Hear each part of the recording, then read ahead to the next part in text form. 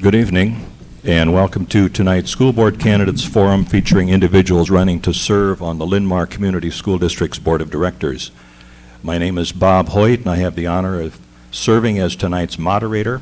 I live in the Linn-Mar district. I'm married with two sons who both graduated from Linn-Mar High School. I also graduated from Linn-Mar High School a long time ago, and I'm a retired administrator from the Marion School District. As a former administrator, I'd like to remind you at this time to please silence your phones if you haven't already done so. Thank you. School boards play a unique role in school district governance and provide a venue for communities to have democratic input into local education decisions. To effectively execute their responsibilities, school board members must clearly understand district governance and have a strong commitment to advancing student outcomes. As school board members are elected, it's up to voters to select the most informed and competent individuals to fill these roles. Tonight, we're providing an opportunity for our candidates to demonstrate their knowledge of both the conditions that allow school boards to be effective and to the specific challenges facing their district. This year, voters will elect 4 of these individuals to serve on the board. Tonight, candidates will be asked a variety of predetermined questions. Additionally, we ask audience members to submit questions by writing them on the note cards available in the room, and some of you have already done that. If you do not have a card and would like to submit a question for consideration, please raise your hand and we will get one to you. Unfortunately, with the limited time we have this evening, we cannot guarantee that all questions will be able to be asked. We'll do our best to get through as many questions as possible. We'll present questions on a rotating basis, meaning each candidate will have the opportunity to have both the first and last remarks throughout the evening. Responses will be limited to 60 seconds. We ask that candidates pay attention to our time cards at the front of the room to help us move through as many questions as possible this evening. Question number 1. I'd also like to remind the candidates that if you'd like me to reread a question, I will do so. Let's begin by asking each question to introduce themselves and provide us with a little background as why they believe they're the best candidate to serve the Linn-Mar School District, and we'll begin with Mr. Abouassili. Good evening. My name is George Abouassili, and I'm running for the Linn-Mar School Board, and I believe that I'm a good candidate for the position because I am Linn-Mar. My family immigrated to the United States in '76. We were in school the very next day, and we've been here ever since. I have 3 kids that have graduated, or 2 that have graduated from Linn-Mar, a 3rd one that's a sophomore, and numerous nephews and nieces and cousins as kids. And so I have experienced Linn-Mar, through and through, and know firsthand what a Linn-Mar experience is all about and what it can provide the students in preparing them for the road ahead, for their life, and for their careers. Okay, thank you. Mr. Adamson. Sorry, I'm not as tall as you. Hi, I'm Craig Adamson. Also, obviously, because I'm up here running for school board as well. Probably bring the most unique perspective of any of the candidates that are up here, just because I served on the city council for 8 years prior to running for school board. Excuse me. So. A lot of different perspectives I think this community needs to keep in mind. We're a younger, growing community, but we also need to balance that with the older people in the community who maybe had kids that have since graduated from Linn-Mar or maybe moved here to be close to their grandkids and would like to have their property taxes at a reasonable enough level they can continue to live here. Thank you. Mrs. Glasser. My name is Melissa Glasser. We moved to Iowa in 2007. When my husband came to work with Rockwell. We've been here in the district. I have 2 children in the elementary levels. I became interested in the board's activities in 2013 at the last boundary committee meeting, and I've been attending meetings on a regular basis since then. And I've been wanting to have more input than I do as an observer. I've been watching what's going on, and I want to help. Okay. Mr. Eisenberg. Good evening. I'm Tim Eisenberg. I appreciate this opportunity tonight and thank Medco and the Chamber for hosting this and everyone that attended. I am honored to have served Linn-Mar for the past 4 years and this past year as president of the board. My service is inspired by the teachers and the administration and the staff, as well as the passion and the students and the community that we have here. One of the reasons I ran 4 years ago is because I come from a history of educators, as well as my strong dedication to our community. I'm excited now to run again because of our new administration and work with them to strategically solve the problems that we have and the opportunities that we have in our district. Thank you. Thank you. Mrs. Nelson.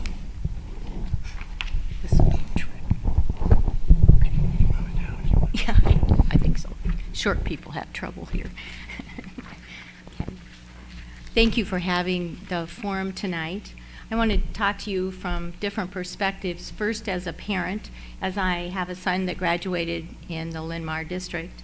Secondly, as a community leader, I can bring some things, having had different roles, such as being the president of Big Brother, Big Sister. I was the chaired the first juvenile diabetes walkathon in the city of Cedar Rapids and presently on the board for Sunrise Rotary. But most important, my perspective is that of an educator. I recently retired from Linn-Mar schools after teaching here for 40 years. And with that, I know Linn-Mar. I know Linn-Mar from the past. I know Linn-Mar as it is in present practice, and I want to be a part of it going forward. I also want to ask questions like, why are we doing things when making decisions? I want to consider the needs of all of our students, and I want to finally ask for transparency in all that we do. Thank you. Mr. Weaver. Hi, Clark Weaver. I too am a retired teacher from Linn-Mar for 34 years. I have also been coaching girls volleyball, boys track, and assistant wrestling. I was a mentor. I was on the student assistance team. I have been on committees such as the stadium committee, worked on that for 13 years. I've also been on interviews for administrators as well as faculty. Obviously, those that know me know that I have a passion for Linn-Mar, and it is something that has been part of my life for 40 years, and I want to continue that. I wanted to help. The basic thing is to be there for students and staff in our community. We are a growing district, and it's important that we go in the right direction and save as much money as we can in the process. And here again, once again, the students are the most important factor of why I'm running. Thank you. Mrs. Wilson. I don't think I need a mic. If you know me, you know that you can hear me 3 blocks away. Elizabeth Wilson. I have a 7th grader at Excelsior, and I have a 9th grader at the high school. I grew up here, went to college here and graduate school, but then moved away out west for about 9 years, and then came back after I had kids because I wanted to raise them here in Iowa, next to family, and this is the school district that I chose to do that in. I got involved initially with PTO and volunteering at the school. I got involved after that with district PTO. It was the first time that we all kind of came collectively together, so that was exciting. And kind of it seemed like the next step, so I started going to school board meetings. I went for about 8 months to figure out what do they do, where is the focus of the school board, what kind of work do they concentrate their efforts on. So that was good. And I would say that I want to continue now because I think it's taken about 4 years to really understand the dynamics and the processes and the methods and the funding. It's really complicated, and I feel like I'm well suited now to continue the work. Thank you. No two were the same. Question number 2. How will you build consensus and support the community around the work of the school district? Who do you bring with you to the table, Mr. Adamson? Well, just because I'm familiar with a lot of the people in town as far as being involved in city council, very involved with Iowa State University, with the Alumni Association. Also, as a financial planner, I have a lot of clients in town or a lot of clients in the area. I feel like I've done a pretty good job of building different networks of different types of people. The other thing that I believe that I bring to the table when it comes to consensus building is just the ability to work with others. There's a lot of people that just seem to be very comfortable coming to talk to me about a wide variety of issues. And I kind of give them a safe place to do that, We can talk, even if we've got differences, we can talk, figure out how we can approach a problem, maybe even solve a problem, who we need to strategically talk to get people to join our point of view or get an issue out on the table. Thank you. Mrs. Glasser?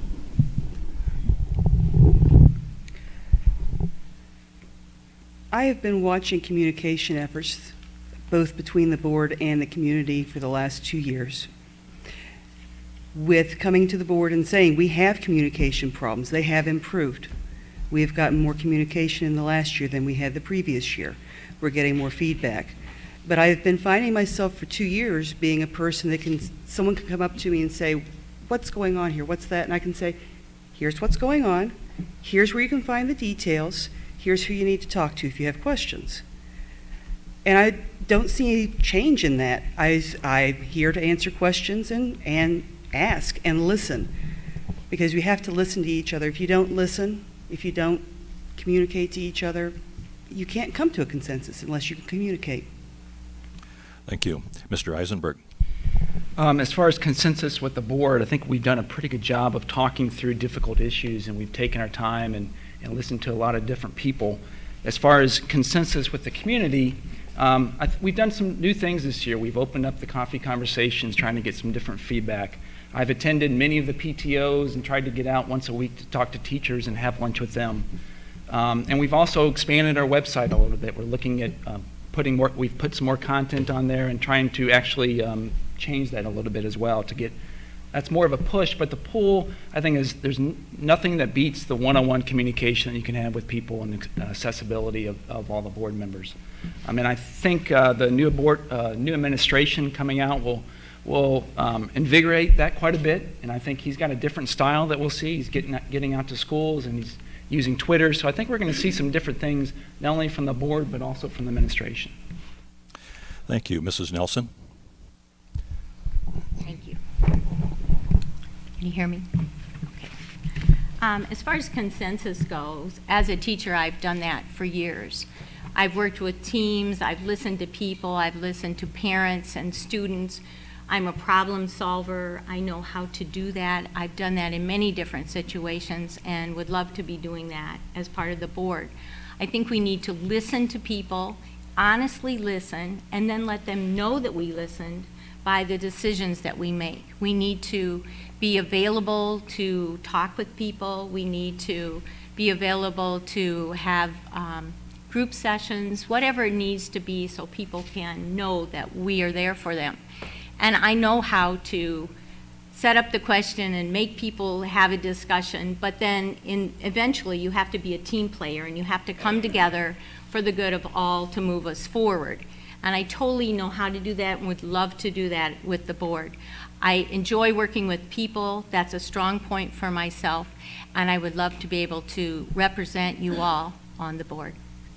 Thank you. Mr. Weaver? Yeah, as far as the consensus is concerned, being a teacher, I also neglected to tell you that I still substitute in the district. Therefore, I think I have a pulse from where the faculty is coming from and the staff, let alone the students. I go to various different activities, and being a retired 34-year veteran of the Linn-Mar faculty, you have former students come up and they express their concerns on the direction that they think that the district should go. And so those two factors help. I've also attended some of the meetings that Tim was talking about, in which I wanted to get an understanding and as to how and why the board would do things. The communication is a very important part of what I'm doing with the constituents here. Not only knowing what is being done, but why it's being done. And it's important to know why we're doing something before it happens. Let the people know what we're thinking about when the decision is made, and then this is the reason why we did it. And hopefully those types of things will come down to student, staff, and the community. Thank you. Thank you. Mrs. Wilson? I would like to say ditto, mostly because I agree with everything everybody has said. I think to build upon that, I feel like I've developed a good rapport with both parents and the PTOs, with teachers. I go frequently to them to try to get some understanding about different things and how they're affected by mandates, especially from the state. and with volunteers as well, because we have a strong volunteer base in our district. I think from the other perspective, I come from a background of having done financial, program management, marketing, business development, and I think being able to do those cross-functional things really is something that you have to do on the board, because we look at, as school board members, we're looking at all those kinds of aspects of what we're going to do for our decisions and our policies moving forward. So having that background, I think, is really key. And again, I'll stress, I've been doing it for 4 years, and I think that gives some advanced knowledge about how to proceed forward. Thank you. Mr. Abou-Wasli. Thank you. To come to a consensus, you've got to have dialogue. And it's got to be a true and honest dialogue. We can communicate till the end of the day, but if we're not listening to the other side, if we're not truly having a conversation, it doesn't matter at the end of the day. You have to be transparent in everything that you do. You have to earn the trust and the faith of the folks that you're working for. At the end of the day, we've got to remember, as elected officials, we got elected by the community. We weren't appointed to these positions. And you have to work with the community. You have to be open. You have to make yourself available to listen to people and to actually hear what they're saying. And, you know, in my job, I do sales. I'm in pharmaceutical sales, and it's a crucial part to actually listen to folks, because I can get up there and tell them all about my product, but at the end of the day, if they don't believe in it, it doesn't matter. So dialogue is key. Okay, thank you. The next question, do you support performance-based pay for teachers? Mrs. Glasser. When it comes to performance-based pay for teachers, we need to consider how can you measure what the performance is. I look at happy kids. I look at kids that are progressing. I look at kids who want to come to school. But does that get measured on a test? It's a really sticky issue. If we had a way to measure all of that, should some of the test scores be part of it? Possibly. It does not need to be the majority of it, certainly, because there are a lot of factors that do not get measured by a test. Thank you. Mr. Eisenberg. I guess I agree with Melissa that it sounds good. The devil's in the details as to what are you measuring on, or what particular standards. So I think that'd be a big conversation. As a board, we have not had that conversation individually. I think it really depends. I would be hesitant based on the standards that are set out there right now. Thank you. Mrs. Nelson. With performance-based pay, what you tend to do, you have to look at where the children begin and the progress that they make. If you're saying that everyone has to be at a certain point at the end, it's really not fair for anyone involved. The students need to be taken from where they are and move them forward. Many times it's very, it works against the whole process of helping children when you put performance pay involved. Over the years at Linn-Mar, we have done that in the past, where you could make a tape of your wonderful teaching and then you got a stipend for it and that kind of thing. And it really didn't work that well. I think that we need to think about, consider the students where they are, and I think we should also decide that if teachers are doing well, we should let them know. If they're not, we need to talk. Thank you. Mr. Weaver. You're okay? Yes, I would have to support Ms. Nelson on what she just said, because I was there when all this occurred with this performance pay. Some of the things that need to come into play, I think, is that our administrators are there to evaluate our teachers. We try and have the best teachers. I think Linn-Mar does have the best staff. Obviously, I'm slightly prejudiced on that area, but they do, and there's evaluation process to go into. The one thing about performance-based pay that bothers me is that it sometimes takes away from the collaboration of the teachers. If I'm going to give this information that is going to help me with a performance, why should I share it with my colleagues? And that's not what teaching's about. Teaching is sharing and collaborating with our constituents and our other faculty in order to maintain what is best for our students. If it's a performance-based pay, I think it takes away a lot of that and it eliminates the communication of departments as well as the individual teachers within that department. Thank you. Mrs. Wilson. I think I actually support performance-based pay. But, as Tim stated, the devil's in the detail. I don't have a good understanding of how we would structure it, so I think there's a lot of conversation that needs to take place. But we've got teachers out there that are working really, really hard and are getting the same pay as somebody maybe who isn't working quite as hard. So I would like to see teachers who are going the extra mile and putting in the extra effort and having success with that be paid differently. Today, I don't know what the solution of what the measurement of that would be. Thank you. Mr. Abou-Osley? So the term devil in the details has been used twice, so I won't go there anymore, but although I was going to. But it's true, the devil is in the details. But look, I mean, the foundation to a very successful school and district is in its teachers. And that's where the focus has to be. At the end of the day, if we're providing our teachers with all the support that they need and with proper reimbursement for their services and for the effort that they put in, the students are, who benefits, and in the larger term, the community as well. So, but again, how do you do that? What is a fair and balanced program? And that's something that, could be collectively worked on. I mean, it's something to be looked at. I mean, you can look at alternative measures to provide incentives to the teachers and to the folks at the school, but those are things to discuss. Thank you. Mr. Adamson? I think it can work. The real issue on the table is race to the top, Iowa core, all the things that, in my opinion, keep teachers from being able to reach their potential when it comes to teaching their students, teaching my kids, teaching your kids. If we could get local control back for our school board, perhaps this could actually be a real conversation. But until we get the states and the Fed out of our business and take back control here locally, we might be doing our teachers a disservice by bringing on a program like this. But having a father who is Art Educator of the Year for high schoolers about 10, 12 years ago, that doesn't happen by accident. My father was a big collaborator, and I don't think he would have had any problem sharing ideas or letting people steal his ideas, stealing his glaze formulas so kids could make better projects. The other thing I think we need to recognize is teachers know and students know who the best teachers are. Thank you. The next question, do you believe this year's state education funding increase of 1.25% is the new norm? If so, how do districts overcome this financial hurdle? Mrs. Nelson.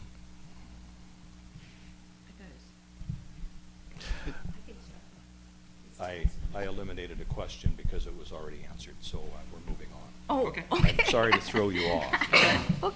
Okay, great. I get Would you that like me to one repeat? right off the bat. Should I repeat the question? Please do. Okay. Do you believe this year's state education funding increase of 1.25% is the new norm? If so, how do districts overcome this financial hurdle? When you think about the SST, as we were asked questions about, or the supplemental state aid, and the formula that they have to come up with, it's based on revenue that is brought in. And so, 1.25 is very low. It's scary, but I don't know at this point, depending on how where the state fares, as to what kind of money we will get. I do hope we have more, and I think we need to talk with the legislatures and legislative people to tell them, it is your responsibility to fund, to adequately fund education, and we need to do whatever possible to make that 1.5 be larger. Okay, thank you. Mr. Weaver. Well, as far as what the state legislature has done is a disservice to education as far as I'm concerned. The 1.5 is ridiculous when you're thinking the most important natural resource we basically have is our kids. And Iowa has always been a leader in the Midwest in education. I like it to see it there. I hate to see it be put in some kind of political bundle there where 1.5%. And yet they wait until the very last minute, and our boards and our superintendents our hands are tied, their hands are tied because they don't know what to do, and then it's taken away when the legislature does agree on something. And I think that is a disservice, and we need to put more pressure on the legislature in supporting our kids. If that continues, which I hope it does not, we have to look at where we have excesses within the district and try to eliminate the excesses in order to give our students the best possible education that they can get. And that's supporting them as well as the staff. Okay, thank you. Mrs. Wilson? I don't think we'd find anybody who would disagree that the 1.25% was actually the amount was adequate funding. And when the legislature originally came together, they said 1.25, but they gave us some one-time monies, which took us to above 2%, which at least was closer to 4%, which was what we were asking for. But the governor vetoed that, so we were back to 1.25. I think there's been such an outcry from the public, and I think that so many people have contacted their legislators. I would hope it wouldn't be the future. But I will tell you that from a financial perspective, I sit on the finance committee for the board. We are always projecting out. So we've already done the projections of if it is 1.25 in the next year and the next year, what will happen? And schools across the state have done that. And what we know is that another year of that will put a great many of our school districts to being insolvent. So I think I would find it hard to believe that it will be 1.25. At the same time, I think it's important that we work side by side with the teachers union early in this process because it greatly impacts our ability to give pay raises to our teachers. So again, I think we can advocate together, and I think that we can overcome the 1.25. Thank you. Mr. Abou-Ousili? I hope it's not the new norm. Just like Elizabeth said, I mean, this is not a short-term problem or an issue. It's a long-term type of thing that you have to look at it. You have to look at it objectively. And, you know, our politicians on either side of the aisle, their main concern is the legacy that they're leaving behind when they don't realize that the legacy is the kids in the schools. And that's the future of the country. That's the future of all of us and what we're all about. So I would, if I were to be elected and sit on the board, I would do my all to communicate with our legislatures and to get them somehow to get together and just understand the importance of this of funding, of proper funding, not just giving us this 1.25. The more money that we can get, the better for the students. And unfortunately, when we're having to deal with these shortfalls, you have to make some hard decisions. You have to sit back, and everybody has to be grown up enough to just understand, that these things have to happen, but hopefully in the short term. We can't shortchange the kids. Thank you. Mr. Adamson? Well, we have a Department of Education at the federal level, and we have all kinds of money headed to DC that never seems to find its way back. So we're actually fighting a couple of different problems. We're fighting sending money away and not keeping it here to run our schools locally and to pay for our schools locally. The other issue that we have is that they continue to give us mandates. Here, do this, and we're going to give you all this money. So go ahead and sign this piece of paper, and then we'll give you this big check. Oh, you signed that? Well, yeah, we're running short over here because we're going to spend money on something else that we promised. So how do we work with that? I don't know. I don't know what that answer is. One of the things I think we have local control over is making sure that we are promoting commercial growth in the city of Marion. We're one of the few growing districts in the state. We're one of the few growing communities in the state. If we could tip the balance to have more commercial growth, we'd have more tax revenue to help us finance our schools. Thank you. Mrs. Glasser? I think something has been missed a little bit, is missed a lot by the media. The budget that was signed by the governor in July, after the start of the budget year for the school districts, was supposed to have been passed in January or February in 2014. They were supposed to have passed the budget for the next school year, for the 2016-17 school year, was supposed to have been passed this year. It's still not there. We've got, it's going to be a matter, I've watched the board communicate, I've watched them go to the legislature, I've watched the administration go to the legislature, I've seen parents call. I think at this point, we need to all be talking to them and taking notes, because if they're not representing what you want for your children, then you need to consider where your vote goes. Thank you. Mr. Eisenberg.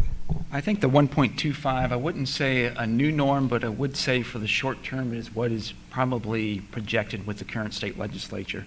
Like Elizabeth said, we did look at our budgets going forward, and we did project a much smaller amount to see where we sat as Linn-Mar. I know many of the districts across the state, like Elizabeth said, are going to be insolvent. Linn-Mar, we're in a little bit better place, but a few more years of this and we will have some major issues. We do have a little bit of an issue this year that we're addressing. But I don't think that means we need to accept it. I think we need to continue to talk to our legislature, continue to talk to the governor, and get the parents more involved as well to try to overcome this. I think going back to the levels that we have been in the past would really help the district quite a bit. Thank you. And Mr. Eisenberg, if you don't mind, I'm going to begin with you on the next question. Okay. Also. Do you see opportunities for the district to partner with other public stakeholders to realize operational efficiencies? I'm going to reread that. Do you see the opportunities for the district to partner with other public stakeholders to realize operational efficiencies? Yes, I think we've looked at working with Kirkwood Community College and some of the curriculum that we offer, and I think we should continue to look at that. Also maybe private as well, as we look in vocational classes, we can reach out to unions and to different businesses to expand some of the curriculum that we have that maybe we can't offer in our building, but we could offer within the district. We have, as far as the city of Marion, we have tried to work with them on some different things, some successful, some we're still in discussions with. But I think, yes, we can continue to look to public organizations and private organizations to help Linn-Mar. Thank you. Mrs. Nelson. I think it's imperative that we start working more with the city of Marion and figure out what is going on with Marion and how it can help Linn-Mar. We are a big part of Marion. We're it's the biggest school district, and there's many things that Marion has to offer for us. We need to utilize them more when we're facing things like the growth, and we need to figure out where the new additions are going to be for housing. We need to talk with people. We need to be more open about it. I had a sense in the times that I've listened to the board that it hasn't been as open as it should be. I also think working with Kirkwood College in many different ways would be awesome. Even Co and Mount Mercy would possibly be available to us if we talk about the right things. We need to look at some of the things that are out there with Rockwell. All those people could be benefits to Linn-Mar. Thank you. Mr. Weaver. Well, in dealing with efficiencies, I think it comes down to excesses and stuff where you can cut. We have worked with Kirkwood. We have opened our doors, even in regards to the stadium committee. We went with the Marion district. We also went with the Cedar Rapids, and trying to conjure up different ways that we can be efficient. Rockwell has always been a good partner with Linn-Mar. They've offered internships, and they have aided us in computer labs and such as that. The financial part, working with the city of Marion, we are a growing community. We have a street that's going to be going through there very shortly, sooner rather than later, in Tower Terrace. And we, as a growing community, Linn-Mar right now is the 5th largest school district in the state of Iowa. And by all means, we are going to continue to grow. We're doing things right, else people do not move into the district. And in doing so, that's going to make our community larger, and we have to make connections in order to continue that purpose and let Linn-Mar School District grow. Okay. Thank you. Mrs. Wilson. Could you repeat the question? I'm not sure I understand it. I'm not sure I do either. Good. Thank you. Do you see opportunities for the district to partner with other public stakeholders to realize operational efficiencies? I'm afraid I don't really understand the question. I'll address it from a Marion perspective, and that is with the City of Marion that we made the decision as a school board to start attending the city council meetings to understand what's going on in the city and how it affects us and how we can continue to collaborate. So we take turns doing that to try to help with that collaboration. But other than that, I apologize, but I don't really understand what the answer or the question. I would suggest that some of the partnering that has been suggested, have you thought of any other partnering opportunities that could take place? Well, I do, nothing additional that I can think of. Of course, I think the connections with the local colleges and universities are key to continuing to develop curriculum and get kids ready for post-high school experiences. So, and workplace learning, I think, would be great too, to see expansion. Okay, thank you. Mr. Abou-Osley. The community at large has to be engaged. I mean, that's the bottom line. The students are the responsibility of everybody in the community, and we have to do whatever we can to make opportunities available so that we can work efficiently within the school level itself, but then in the larger community as well. So looking at expanding some of the programs that are currently there, like has been mentioned already, personally, I don't see anything wrong with us collaborating with some of the other high schools in town and idea sharing with them, and and doing these types of things to try to look at ways of facilitating some of these objectives that we have, the long-term goals and the short-term goals as well, to make for a better opportunity. We can talk about budgets all day long, but if we can't get involvement from the community, from the business community, from the local, from Rockwell and all of that. Anyhow, so I'll leave it at that. Thank you. Mr. Adamson. Well, Linn-Mar is the largest employer in the city of Marion, and certainly one of the larger ones in the metro. So we've got quite a few responsibilities as a board, I think, to be reaching out to as many partners as possible. Marion is potentially projected to be a 50,000 person community as early as 2020. Well, if we're at 42 or 43,000 people right now, and probably 2/3 or more of those people are going to be moving into our district, probably half of those people are going to be students. So we're going to grow whether we like it or not because we have too many good teachers. Maybe that's the problem, is we got too many good teachers and good administrators. But one of the things I think has been a challenge over the years, and I'm hopeful that with the board hiring our new superintendent, that some of that is going to change as far as other groups' willingness to cooperate with Linn-Mar. I think we've had a little bit of a lone wolf approach to doing things, and my hope is that's gonna we're gonna be turning over a new leaf in that department. Thank you, Mrs. Glasser. I have to say I would agree I would agree with Mrs. Wilson that this was a very difficult question to understand. But the one that I can see, we've been doing a lot of work with our students at the high school level that are doing AP classes, they're doing college level work, and they know they're going to go to college. But we have a percentage of our students, and I've talked with a couple of parents who've said, my kids aren't going to go to college. They're going to go out and they're going to go work. And I know there's been a little bit of discussion, I think maybe it needs to go a little bit further about working with the local trade unions and seeing about if we can bring in more trade apprenticeships, get some more actually on-the-job experience. So we have students that are ready to go out and hit the ground running when they graduate and they have their diploma. Okay, thank you. And the next question, and I'd like to begin with Mr. Weaver. As a school board member, from whom will you seek advice or input on weighing key issues? Oh, that's an interesting one. First of all, as I look at the audience right here, there are several ex-board members that are here. And the present ones, you have to communicate where were we planning on going. Somebody mentioned about projecting things into the future. Well, you got to communicate those with the faculty as well as the community. If we don't know what direction we're going, then it all of a sudden happens and nobody knows why. Also, staff is important to communicate with. That's one thing that I think I have a pretty good pulse in with going to the staff. It's one of those types of things I plan on going to each of the buildings and kind of getting the pulse from some of theirs. One of the nice, fortunate things about me is that I have a lot of students that are Linn-Mar teachers now. and I feel that I have the ability to talk with them and get the pulse from where they're coming from the elementary to the middle school to the high school. And I think that would be a key factor right there on where to go to. Okay, thank you. Mrs. Wilson? Yeah, I agree.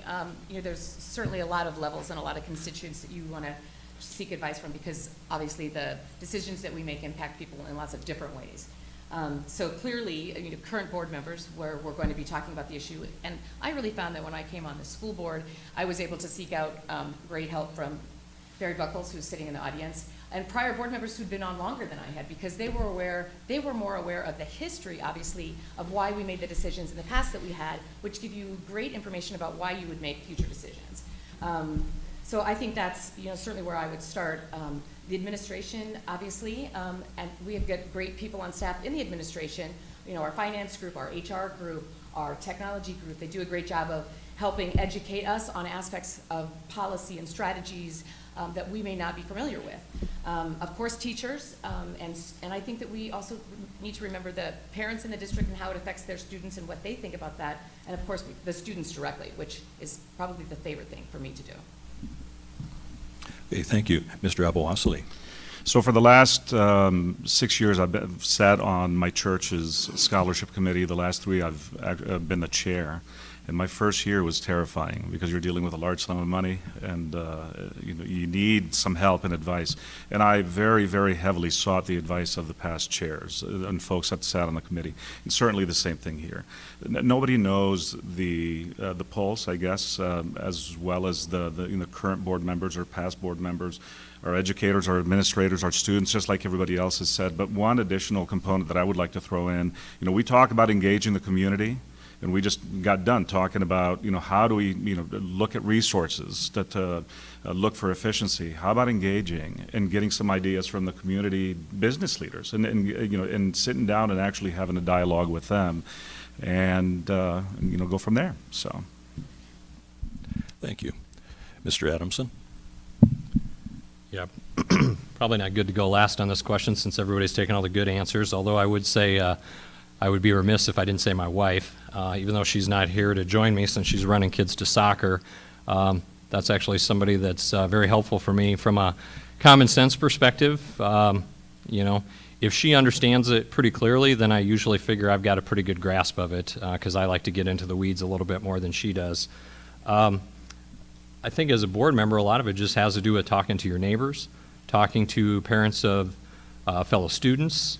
Obviously, if you're on the board, I would like to think we would all be talking with teachers on a fairly regular basis, as well as one another who's ever up here on the board. And for anybody that doesn't happen to get elected, I'm assuming all 7 of us are still going to be interested in what's going on with the board, going to be attending meetings. So just the fact that we've got a full room here tonight, just raise your hand if you're interested in giving input to this board. Okay, just checking. You guys are still awake. That's good. Thank you. Mrs. Glasser? I actually appreciate seeing that response, because what I'd like to see is more people actually coming to the board meetings and educating themselves. I've been going in and doing a lot of research on what the board has been doing with the 10-year plan, the 5-year plan, looking at what the budgeting's doing, where the money's being spent. I still want to have input from everyone else. I talk to parents, I talk to teachers, I talk to other people in the community. If I'm out at the grocery store, heaven help me if you stop me, I will talk to you and you will talk to me. But we have a lot of people to have input, and I'd like to encourage, if you're out there, please come in and talk to us. Come talk to people at the board, come talk to the people at the office, send questions in, because we need as much input as we can get, and I'll take input from whatever source I can get. Okay, thank you. Mr. Eisenberg? I guess it is bad to go last, but I will say I agree with what everyone said.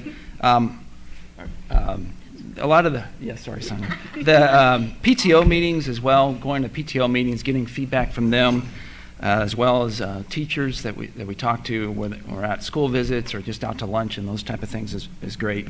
We also have resources with the Iowa Association of School Boards and the Urban Education Network. The Urban Education Network is made up of large school districts in the state, and they've seen and faced some of the similar problems or challenges that we have, and so it's good to bounce ideas off of them as well. And then the coffee conversations that we touched on is another way to get great input back as well. Thank you. Mrs. Nelson?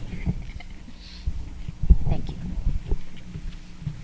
As far as seeking advice, I would love to talk to anyone who wants to talk to me about things that they think are important for their students, for their kids, for their family, ways to move Linn-Mar ahead, anything like that. Parents, we want you to talk with us. We want you to be communicating to us because that's the only way we would know. Talk to students, they're very honest. Talk to the teachers, let them know why you're concerned and what's going on. Let them tell you what's going on. I think that's the best part, is that they can unload sometimes, I gotta tell you. Also talking city leaders and making sure that we have that going on, that communication, but also board members from the past. I've already talked to past board members and gotten their ideas and opinions and things that we should and shouldn't do. And of course from everyone that's on the board today to share ideas to move forward. Okay, thank you. The next question, Mrs. Wilson, will begin with you. Describe your view of the roles of the school board and the superintendent. What is the ideal relationship between these two offices? Well, I think it's important to note that the school board has one employee, and that is the superintendent. And clearly our role is legislative and strategic, and it's policy driven, and we have to make sound financial decisions. We're there to set the direction with the help of the administration, and then the administration is there to carry out the direction and the objectives and fulfill those goals. I think it's really important as a school board member. I think one thing that's really tempting is sometimes to want to engage and get involved in situations that really the administration is in place to solve. I think it's our job to understand what's going on and point people in the right direction of solving problems, but it really isn't our position to go solve it directly, or we undermine the efforts of why we have the protocol in place in the first place. So it's hard, but that's hard. I mean, I think we do a good job on the board now of keeping each other in check and reminding each other that's managerial. You need to remember that we're at a different level and try to guide the process from that level as opposed to meddling. Thank you. Mr. Abou-Osley. Pretty much the same thing. Actually, I mean, it was kind of interesting when I made the decision to run and starting to talk to people to kind of get an understanding of what their understanding of what the board does and what the superintendent does and all that. And just like Elizabeth said, I mean, the board's not here to do the everyday managerial things. If you expect accountability for the superintendent, then the board has to step back and has to let him do his job and has to let him be effective at his job. The school board's role is to set strategy, to do the budget, to set long-term goals for the district and sit back and get feedback from the community to see and assess how these goals that they set are working. Do we need to adjust here? Do we need to adjust there? And moving forward with things. So, as a board member, you'd have to be willing to sit back and let go of the reins and let the folks that are entrusted and that was hired to do the job, do the job. Now, at the same time, from the superintendent to the board, they can't be a director of the board as well. Thank you, Mr. Adamson. Are you saying thank you, Mr. Adamson, because that's a good answer that Mr. Abou-Osley just gave, or? Thank you, Mr. Adamson. Yeah. I actually agree pretty much with how you laid it out. I think this is it's an important question, just as Elizabeth alluded to earlier, trying to come up with that balance. But I think one of the things that we need to be aware of is it is the one employee of the board. The board's job is to set the policy. The superintendent's job is to follow those policies, implement those policies. And I think we've struggled with that in the past. Sometimes when you have a strong leader, and I'm assuming that Dr. Shepard is a strong leader, it's probably why we hired him, but it's a cooperative effort. And I think the school board needs to make sure they're balancing their responsibilities with what the responsibilities of the superintendent are, and make sure that there's not a power struggle going on a regular basis. Thank you. Mrs. Glasser. This may sound like it's a little bit off topic, but the background that I come from is I had a practice as a veterinarian in West Virginia, as a sole practitioner, one of the hardest things for me to learn as a business owner was how to not micromanage, how to give my employees, here's what I want you to do, here's what needs to be done. I need you to figure out how to do it, and then to come back and tell me how you did it. And I think that's actually a pretty good description of what we're looking at with the board and the administration. The board is there, we're providing supervision, we're giving guidelines, but we need to let the superintendent have some freedom to do his job. And then we need to have him report back to us and let him know exactly what's going on, how they did it. And if there's controversies, we need to have a discussion about it. About what do we need to change and what do we need to do different? Thank you. Mr. Eisenberg. I agree with what lots that's been said. The board's role is policy, strategic, and financial, and also to give the tools to the administrators and to the teachers and staff that they can accomplish those goals. And then just get out of the way. And like Melissa said, let them come back and tell us if they have any hurdles and how we can help them there, or how they achieve the goals. As far as working, the ideal relationship, I would say working in harmony is with the superintendent. You can ask questions, you can ask the difficult questions, and we've done that.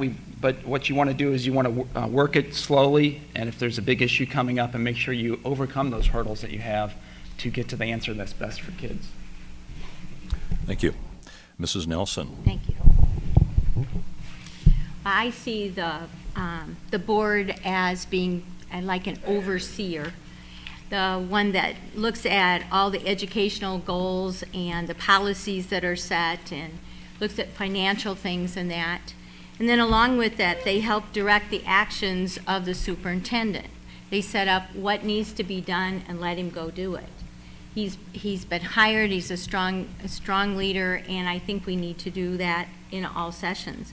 But we also need to be, as a board, I believe we need to be people who listen to students, teachers, parents, and we need to be able to take that information that they give us and use it in a constructive way. We also need to be a team player. We need to be able to work with the superintendent. We need to work within the board with each other and be able to move forward. But we need to be transparent in all that we do. Thank you. Mr. Weaver. Well, Sandra stole my word, but if you remember at the Gazette, I talked about transparency, and I think working with the board and the superintendent, people have already suggested some of the key factors like setting policy, the finances and stuff like that. The superintendent works for the board, but the board is not just a rubber stamp on what takes place. There's got to be communication going on with the community. We've all talked about communication, but when the community comes to us and has questions, they deserve an answer. And if it goes against, board policy, we need to come back and say, this is why we made the decision to do this, and that needs to be out in the forefront instead of having the community members conjuring up the reason why the board did something. Communication is important, but I've already had people come up and ask me questions, and it's one of those things, hey, I want to seek out the answers, communicate those back to the people that are concerned, and I think that's part of one of the jobs of the board is to listen, but you just don't listen and then ignore. You listen and find out the answers, and and the superintendent is there to help us get to those answers. Thank you. The next question, Mrs. Nelson, will begin with you. School board directors have no authority individually. Can you recall a time when you've worked with others to build a consensus and arrive at a joint decision? Okay, can you read the first part? I was hearing papers. I'm sorry. That's okay. I'll read the whole thing. Thank you. School board directors have no authority individually. Can you recall a time when you've worked with others to build a consensus and arrive at a joint decision? Yes, and this was a situation where when I was in charge of an organization, we had to come to the conclusion that the person who was directing the organization needed to be removed. Now that's a very difficult decision. So what we had to do was come together, decide what was going wrong, what needed to change, how we were going to do it. We had to work within the system that was set up to do so. And eventually we were able to replace this person with a very effective leader. It was a difficult thing. There were steps that had to be followed, and I think in anything like this, there are ways to do things and ways not. So we have to listen and we have to move forward. Thank you. Mr. Weaver? Obviously, the listening and communication factor are always, and I know I sound redundant, but I think that is so important. But being on different committees, we had to come up and go through a process of what was the best thing for Linn-Mar. And I can go back to like the stadium committee. We went through a process over several years of going with plan A, B, and C, and it came down with the input that we got back from the community and Cedar Rapids as to the choices that we made. So you have to go through this process in order to get to a final statement that you can do and work with. And the committee have finally agreed that after we eliminated A and B that we had to go with Plan C, and I think that's what you have to do, is you have to take a consensus of what's going on, get all the facts, base it on those facts, and then communicate that amongst yourself and then make a decision. Thank you. Mrs. Wilson? Well, I think anybody who's ever served on any volunteer boards understands what you're describing, which is, you know, you have to work collaboratively with each other and have mutual respect and listen.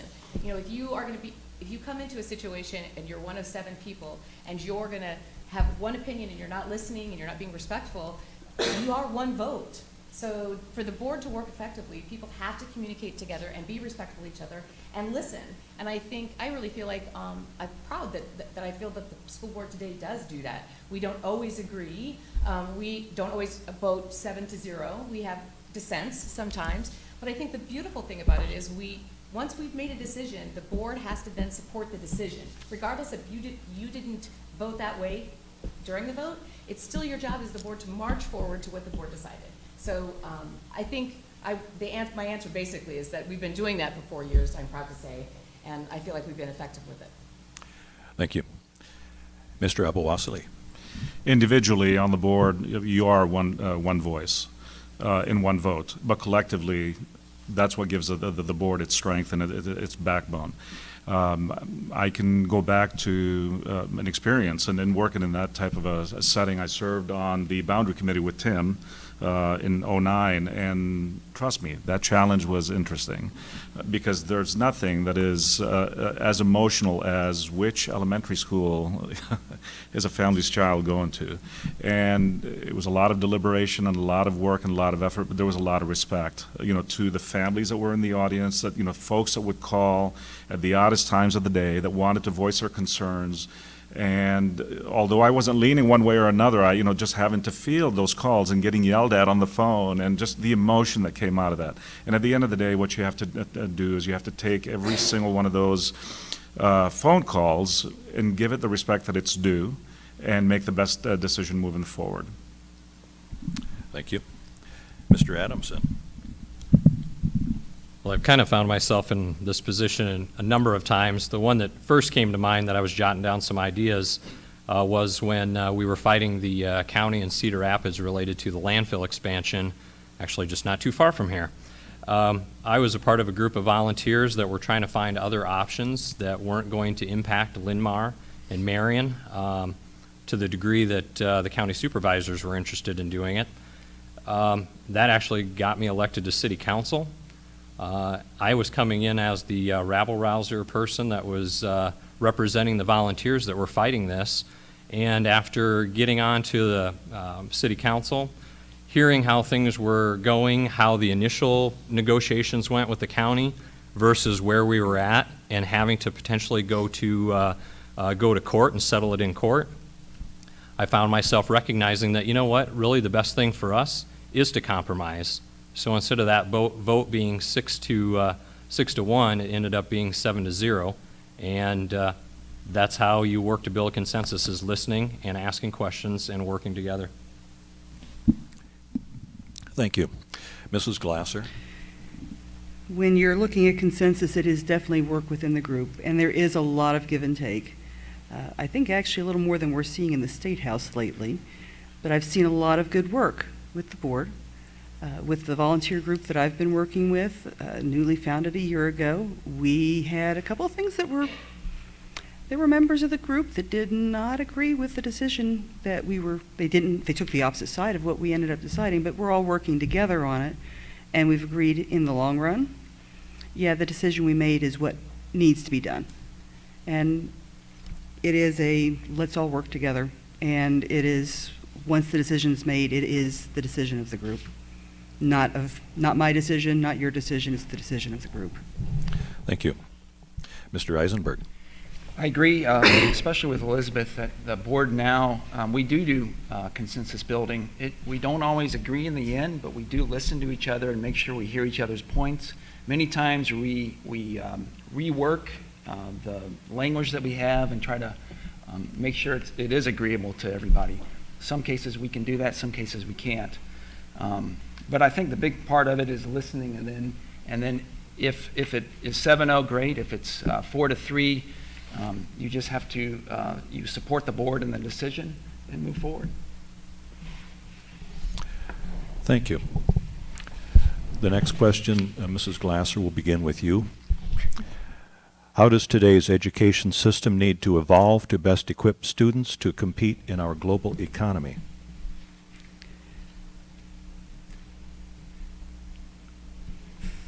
Stopping to think about it, because getting this cold is a little interesting. Would you like me to repeat the question? Yes, please.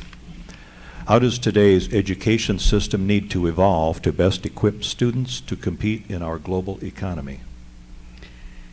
I think the first and foremost thing is that I would like to see our students, as they graduate, having learned how to stop and study a problem and think for themselves of how they're going to pursue that.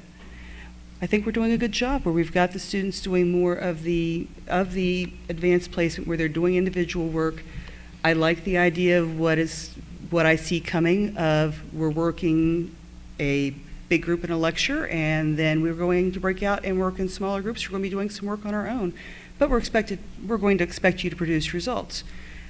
I even see that in the elementary level where we're working with the kids, and they're even learning to start working independently in kindergarten, and it's a wonderful thing to see how much those children are developing, and I'd like to see that go through the whole system, but I want them to be educated and not just take what the newspaper tells you or the TV tells you because it's the TV. I want them to think about what they're hearing. Okay, thank you. Mr. Eisenberg. There's a lot of talk, and we've talked about it at the board table about project-based learning and having the students work towards that, and then also self-learning at their pace. Not every child learns at the same pace, and that is another push that we're trying to do within the district. And with the educators, they're the ones that understand that best and how to implement that. But I also think we need to work at the both ends of high school with the AP students, the ones that are accelerated, and then the ones that are accelerated in a different way, the vocational kids that may not go to college, but want to, like we talked before, that want to trade and a vocation forward. Thank you. Mrs. Nelson. Excuse me. When we prepare students for global education, it just simply means that we need to make sure that they have a rounded education, that if they are children who can take AP classes and do well with them, that we have them available for them. We need to push students to their, not to their limit, but push students so that we know that they are working to their capacity and that they are trying hard, no matter where they come to us. We also need to make sure that we have things for the students who want to go right out of high school and go into the workforce. Their global world is closer than some others, but that doesn't mean we can't prepare them. We need to have something for everyone. We need to make sure that they know that it's important for them to come to school because there's something for them to learn. Thank you. Mr. Weaver. Well, all of us know that we're living in a more diverse world, and technology certainly helps along those lines. But in the form of technology and communication, I go so many places, and families sit together and somebody's working on his phone and they don't even communicate amongst their own selves while they're sitting there eating dinner. And we need to create opportunities where not only technology comes into play, but still got to learn how to communicate verbally with family members, community members. We do have a very good AP program, but as people have pointed out, we need to emphasize not everybody's going to go to college. You have to give them opportunities vocationally to enhance what they want to do. And I think, you know, for example, we have an AutoCAD system and different things that are going on in our industrial technology classes that we need to enhance so that, you know, when they choose to make those choices, you know, it's not uncommon for people to have 7 career changes before they finally find the final fit. Thank you. Mrs. Wilson.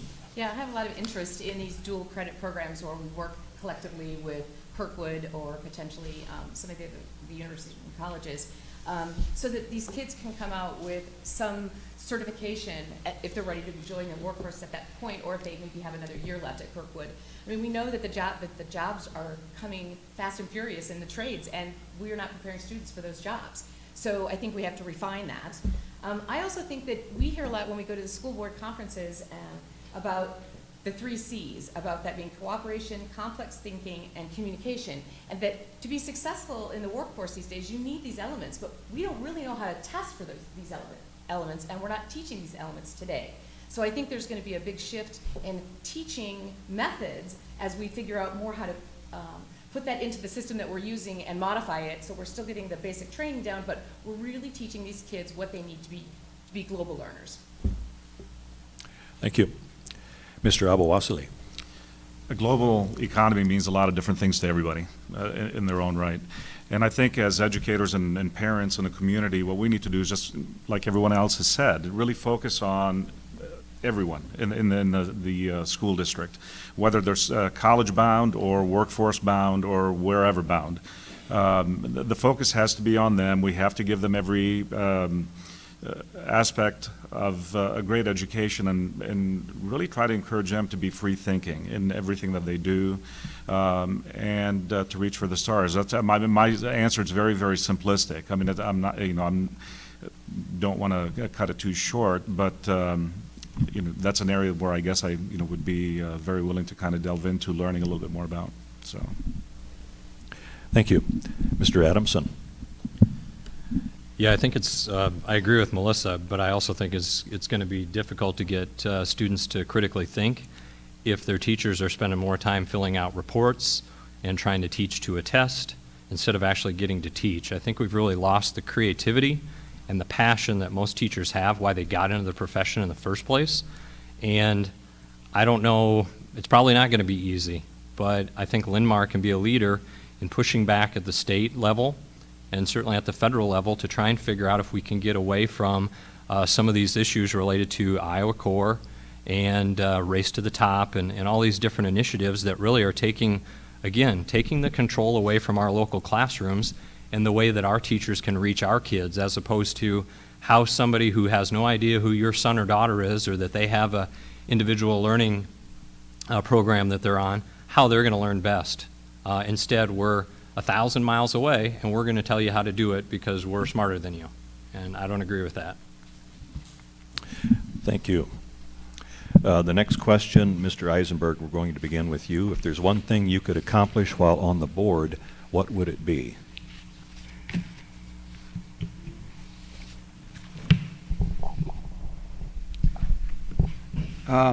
This past year, we had 3 major goals that we had set forth. One was to hire a superintendent.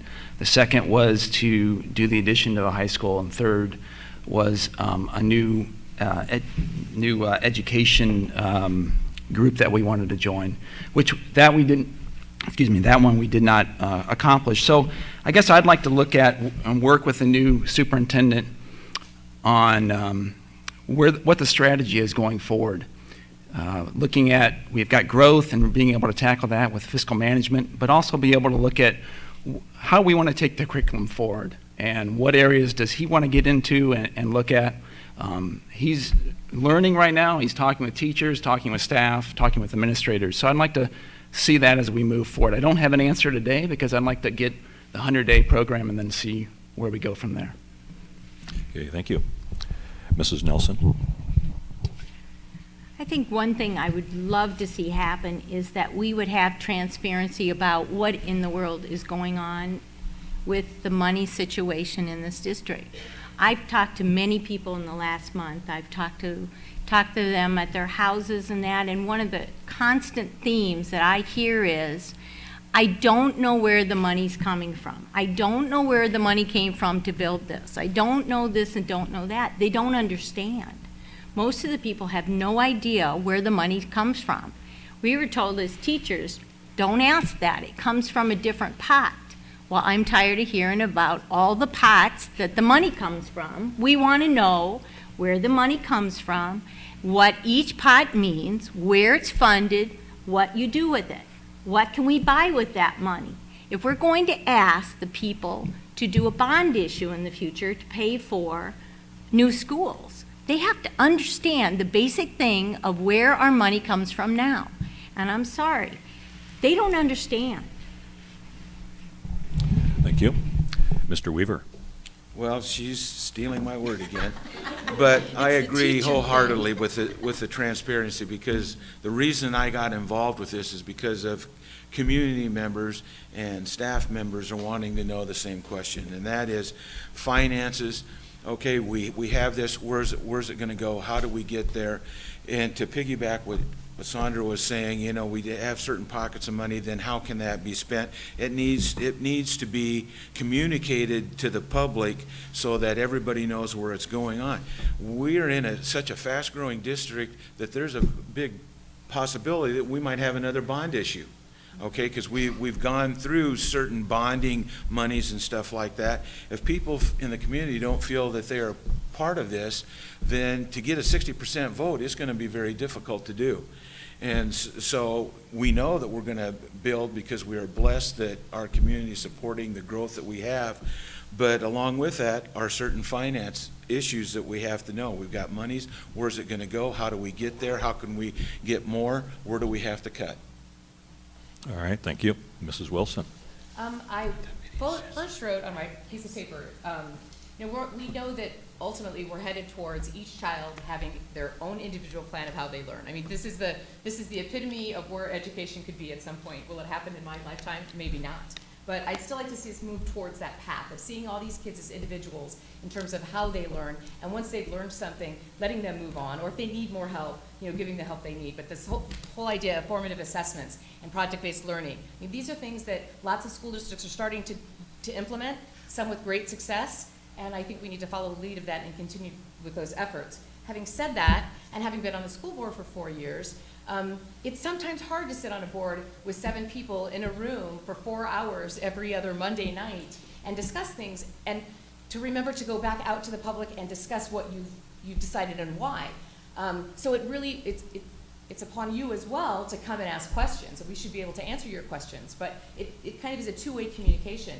And what I've learned through this process is we've not done a good job of communicating to you in the way that you want to be communicated with. So I think that needs big improvement, but we really both have to come together to communicate. Thank you. Mr. Abou-Assali? My answer is twofold. It kills me to see Kennedy #1. So we got to get Linn-Mar to be #1. So, no, but on a serious note, you know, talking with some folks in the community, retired teachers that I know, there seems to be a distrust, and it's been echoed, you know, throughout the panel, between the teachers and what the new superintendent is here to do, and with the board and their goals and their objectives. And I had a meeting with Quentin a couple of weeks ago, and I asked that question, you know, and I, you know, presented him with those concerns.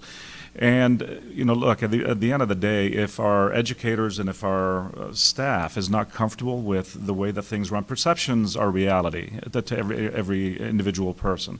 And you have to communicate effectively. You have to be transparent. You have to just be an open book, you know, with the decisions that are made. And you know, I'm not going to fault the board because I didn't sit on the board. I don't, you know, but you know, we have to do a better job, and that would be my #1 goal. That has to be the ultimate thing. If you have that rift and an undertone of it, it kind of undermines everything else. Thank you. Mr. Adamson?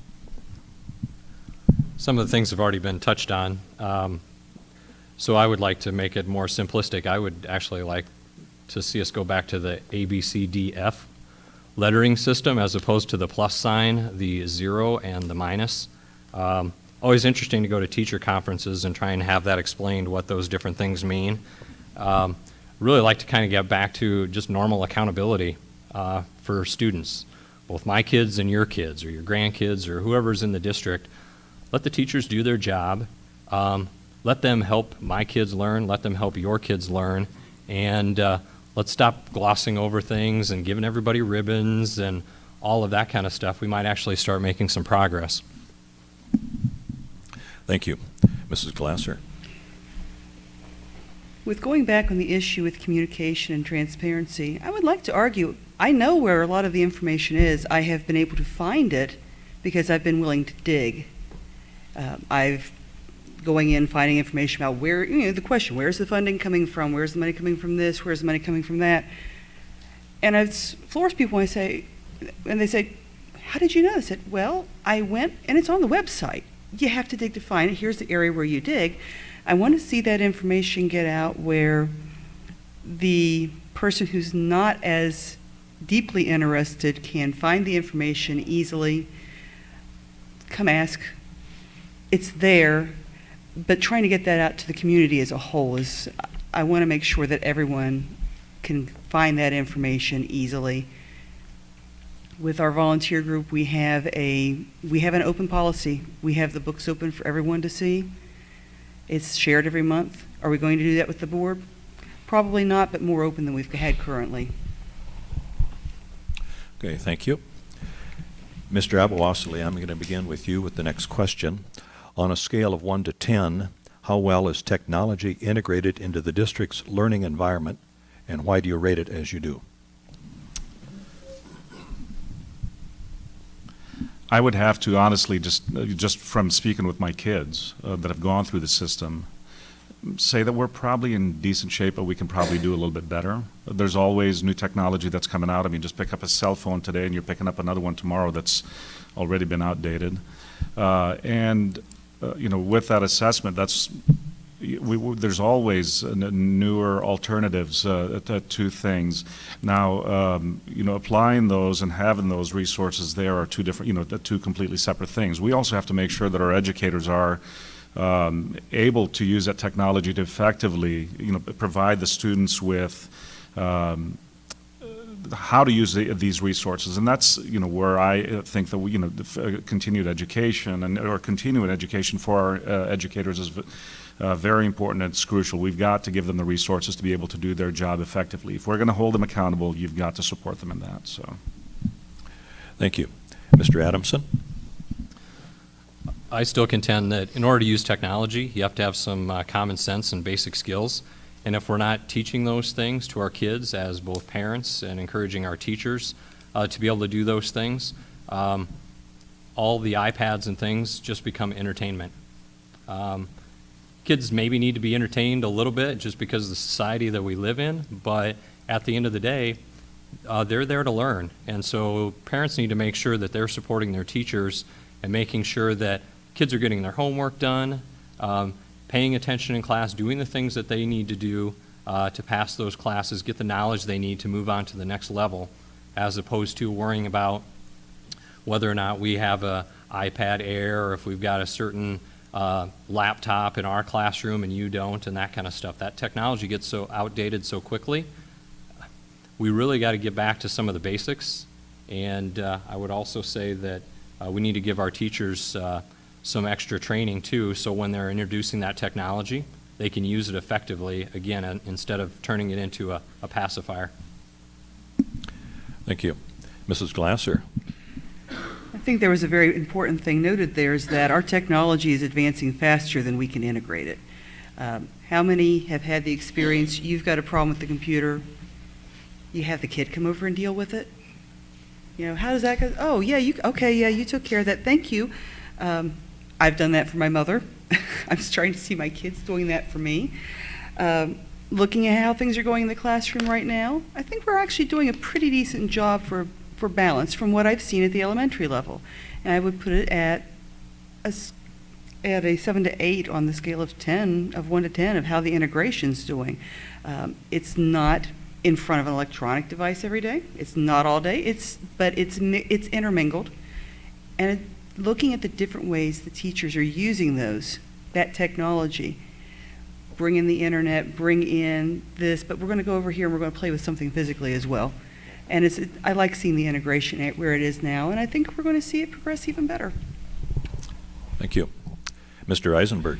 If I had to put a number, I'd put a 5 and a 6. But I would say we've done some great strides over the last couple of years. One, we've hired Jerry Ramos, who's our new technology director. We've really worked hard on our infrastructure, and we're doing that with a high school remodel. We have a technology plan now that a committee of parents and community members really worked over the last year and a half. We brought that to the board. That's really a big key. That was something we really needed. And I think we've also increased our digital content in our curriculum. If you have elementary kids, you'll see that. That's coming more and more. But I think we have a ways to go. I think we're looking at bring your own device versus a one-to-one. A one-to-one is what Prairie's doing, where they give every kid an iPad. I don't know if that's the right answer, or you bring your own device for the technology. But I think we've made some good strides. We've got a ways to go. And I think we need to just make sure that we keep the teachers involved as we kind of move forward. Mrs. Nelson. Well, I too think we're getting there. But what happens is we get new technology, and from the teacher's point of view, you're often given a new piece of technology on Monday, and Tuesday you're supposed to use it in the classroom. Now that just doesn't work. I don't know anyone who totally becomes efficient on something overnight. If you're given more time to learn it and be able to put it into the classroom over over a longer amount of time, it becomes an effective tool. Some of the things that we have, at least in elementary, is the smart boards and things like that they're using with math and different things, and the students love them. It's great.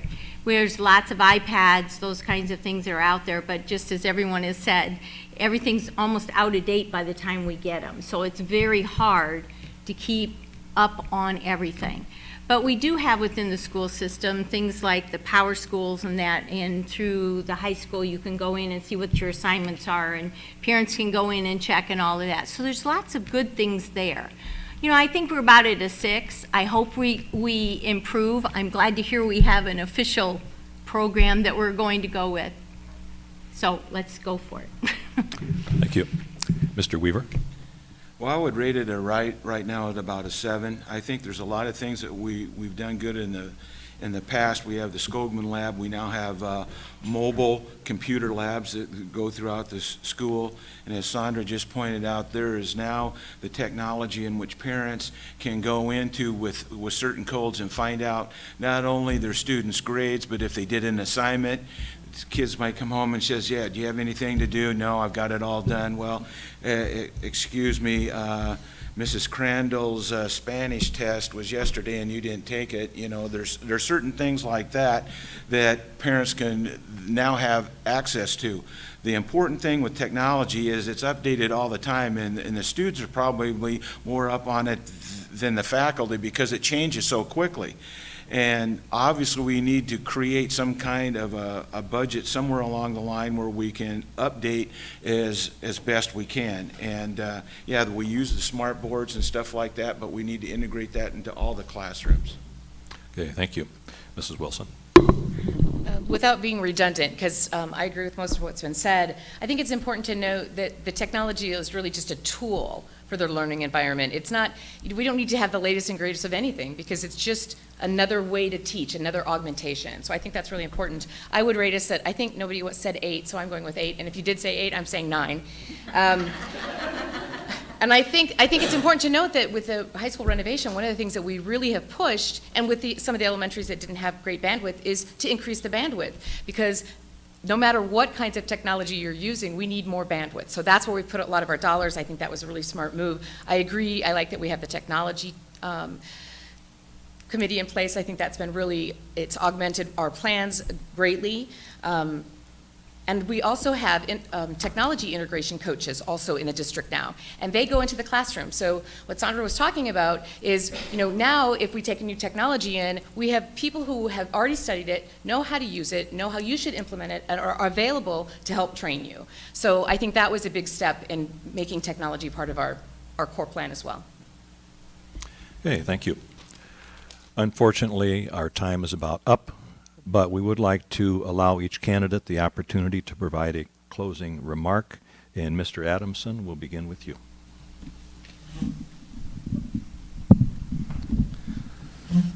Well, first of all, thank you very much, everybody, for coming. It's nice to be in front of a full house. I think that's one of the biggest advantages that Linn-Mar has over a lot of other districts, is our parents seem to care more. I'm assuming Kennedy doesn't have that on us, but maybe they do too. Maybe they care about their kids. But thank you very much for coming. I'm hopeful that these are the types of forums that will get you guys interested in coming to school board meetings. Having been to several myself, but not all of them. I don't have good attendance like you do, but it's a pretty lonely place. So you got to give the board credit for doing a job when a lot of people don't seem to care. But I'm very hopeful, just based on this turnout, that you'll go out and talk to your friends, talk to your neighbors about what you heard tonight, what you liked, what you didn't like, get yourself out there and vote. And then, again, I would really encourage each of you in this room to invite a neighbor, go to a school board meeting. I'd like to see you go to 3. That's my challenge to everybody in the room. Thanks for coming tonight. And thanks for my fellow Republican presidential candidates for being up here at the debate tonight. So. We're 10 short, so we're narrowing it down. No, I'm glad there aren't 17 of you. Mrs. Glasser. I think if we had 17, we'd only have 10 seconds apiece. I want you to look around the room and look at how many people are in this room. How many people voted in the last school board election? We had 3 seats up for 2 years ago. You all voted. Good, because we had just over 300 people voted in that election. My challenge to you, go out, 5 people. You get 5 people to the polls. We've got 7 good candidates. We've got 4 seats to fill. I don't care who you vote for. We're all good candidates. But go out and vote and get your friends to vote. I want to see a decent turnout this time. Thank you. Mr. Eisenberg. Thank you for coming tonight. I am honored to have served Linn-Mar the past 4 years and this past year as the president. I've been instrumental in advancing the overall quality of Linn-Mar facilities and working to bolster our administration, teachers, and support staff. Through strategic planning and sound fiscal management, the tax levy has been lowered 3 of the past 4 years. The digital content of the curriculum has been expanded and new facilities have been built. I'm excited to work with our new superintendent and his team as together we lead Linn-Mar into the future, addressing major challenges for our district. I'll continue to put students first. And finally, I will continue to open communication avenues and listen to our teachers, students, parents, and community members.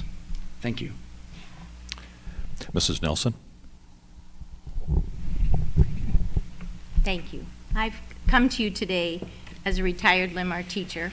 I recently retired after 40 years of teaching in the district. And I know the district, I know the people, and I honestly care what happens to Linn-Mar. So I would love to be a part of the board so that I can put forth some thinking about decisions as to why we're doing them, to ask why we're spending the money the way we are, to ask for transparency in everything. Let it become a habit. What an idea that is. But I would like you to let me be a part of Linn-Mar going forth. I would love for you to vote for me. I want to thank my son and my friends and the community leaders that have endorsed me. Some of those are Vic Klappenstein, Snooks Bushka, Joe Spinks, Kim Etzel, Cody Crawford, Paul Draper, Mary Lou Brazor, and Brett Olson. And a lot of you wonderful people sitting out there. I thank you. Mr. Weaver. Well, we talked a lot about technology, and it was hit on before. Most of you right here already have cell phones. And the last board election, it was brought to my attention earlier this week that only 300 people out of the Linn-Mar district bothered to get out and vote. And this is one of the things that all of you here have a passion for Linn-Mar. For whatever reason you're here for, you have that passion for your students and the district. And you need to contact people, get them out to vote. I'm tried to be pretty transparent. I think there's three things: fiscal responsibility, transparency, and better communication are the three things that I was going for. Those of you that know me, there's ex-faculty member here, there's administrators here, ex-students of mine here. The point is, I think if those people would talk, you know that I have the best interest of Linn-Mar at heart, and I have a passion for Linn-Mar. The 40-some years between teaching, coaching, and substituting, I think has said it there in the committees that I've been on. So I'd appreciate your vote, and thank you for coming. Mrs. Wilson? I guess for me, having served the last 4 years and learned as much as I have, I still feel like I have a lot to learn. I feel like the board as a whole has worked very well together, and I'm proud of the work that we've done. I think we've got a lot more work to do, and I think with the new superintendent in place, we are going to look at our strategic plans and make some modifications, decide what's been going well, what we need to tweak to go forward, and I'm excited to do it, and I think I'm well suited for it. So unlike Melissa, who said she didn't care who you voted for, I want you to vote for me.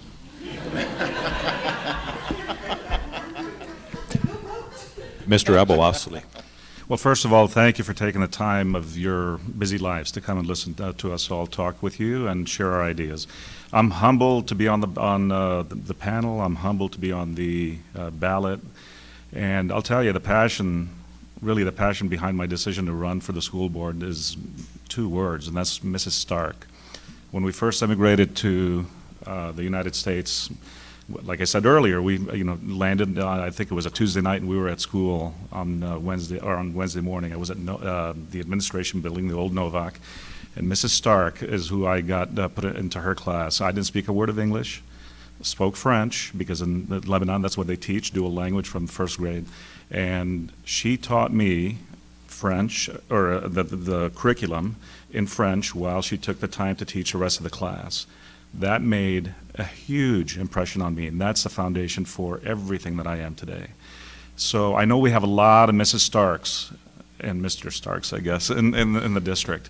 And I just want to get on the board so that we can encourage more and more of that. Our students are everything, and we have to, and our educators as well, and we have to give them every tool and support. And the last thing, I'm going to get in trouble if I don't. I mean, I know. No.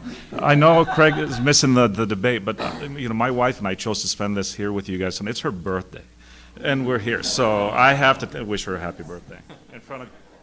So.